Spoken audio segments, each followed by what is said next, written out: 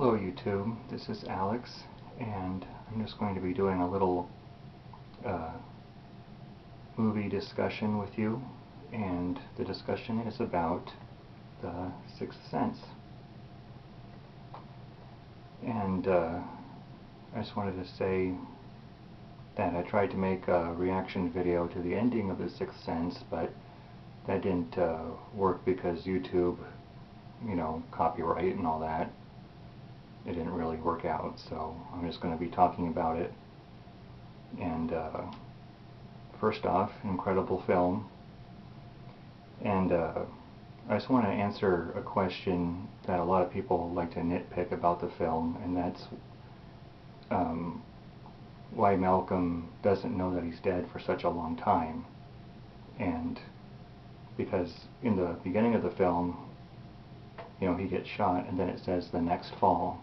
So he's been dead for a year, and the best way I can explain it is he blinks in and out of reality. And to explain that, like, he might know, he might be eating some food, but he doesn't remember. He has a memory of getting the food and paying for the food, but he didn't actually go and get the food. So he can taste the food, but it's not actually there. And like Cole says in the movie, the ghosts only see what they want to see, but there's an instance or so that the ghost does know that they're a ghost, like with the girl that was sick and throwing up. I think she knew that she was a ghost, but she was on a mission to protect her little sister. So that's why some ghosts, I think, realize that they're ghosts faster than others. Another reason is with Malcom, he might feel like he's talked to his wife within the year that he's been dead, but he only has a memory of it. It's not like it's a constant thing. He might only interact with his wife a few seconds or a few minutes a day, like when he says to go get the door and she answers the door, but then he blinks out of reality again. Another example of this is when Malcom tries to open the door to his study and is blocked with books, but in another scene he's down in his study when he is listening to the tape of Vincent Gray and hearing the ghost that speaks a different language. He materialized down there. Now, he might have a memory of opening the door and going downstairs, but he didn't actually do it. And another example, the ghosts in Cole's house, the suicide lady, the ghosts that Cole interacts with, they don't just stay there.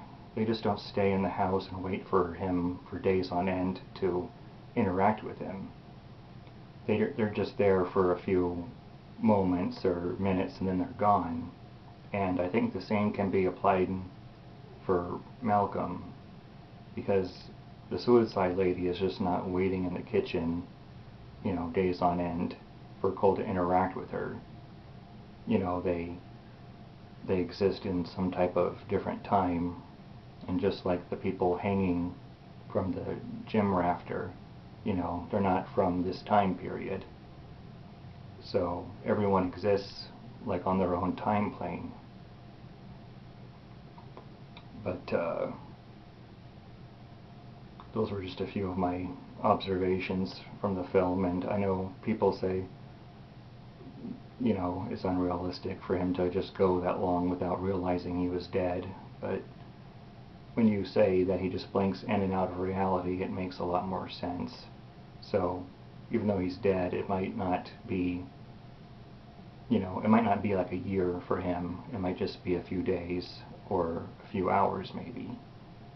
But just like the ghost trapped in that upstairs, dumbwaiter shaft. You know, he's not always there.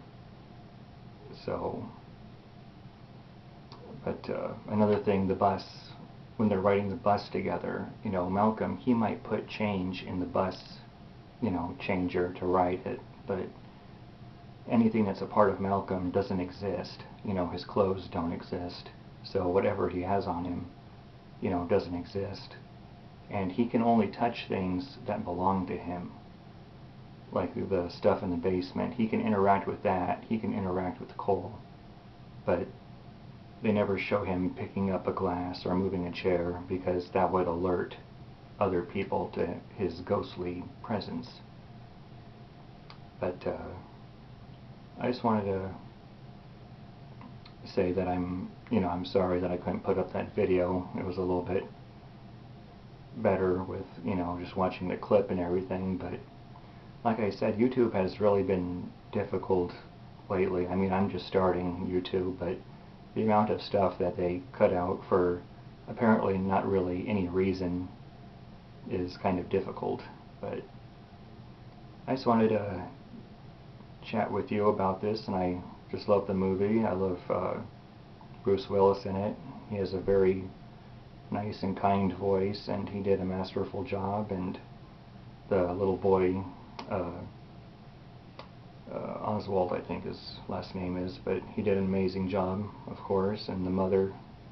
And this was one of those films that it was hard to watch as a kid because it was so real. It's one of those real horror movies that are not like silly or, like super alien, supernatural type of stuff, but it feels really close to home. It's not fancy. So I just wanted to share with you my thoughts on that, and I'll see you in the next video. Okay, bye.